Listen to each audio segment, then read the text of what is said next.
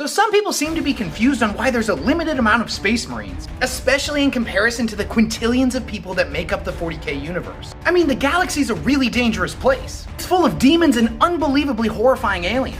So why don't they just make a billion more, and let their chapters be whatever size they want? There's actually a couple very important reasons why. The first is because of a balance of power, and the second is a limited stock of this stuff known as gene seed.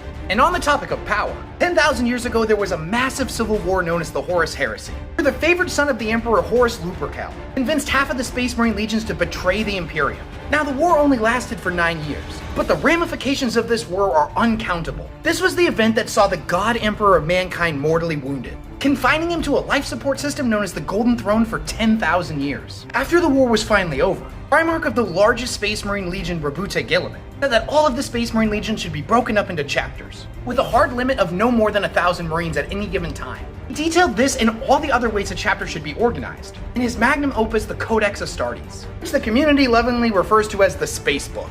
The idea was for no one man to have the power of an entire legion at their disposal, because a single chapter of Space Marines going renegade would be a lot easier to deal with than an entire legion. And this book was incredibly controversial. Rogel Dorn of the Imperial Fist refused to follow it. The Imperium had just fought the bloodiest war in their history, and the idea of weakening the legions even further was anathema to him.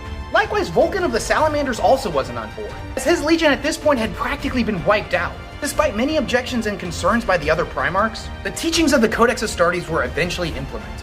And now, 10,000 years later, the legions of the Great Crusade are no more, and the majority of Space Marine chapters are what we refer to as Codex compliant. Now, there are a lot of exceptions to this. The Space Wolves, for example, refuse to follow these rules, partly because one of their first attempts at making a successor chapter was rampant with mutation. Likewise, the Black Templar maintain higher numbers through a loophole that basically says if a chapter is ever on crusade, then they can maintain more than 1,000 members. So they're basically always on crusade. They also have a fleet of ships instead of a homeworld.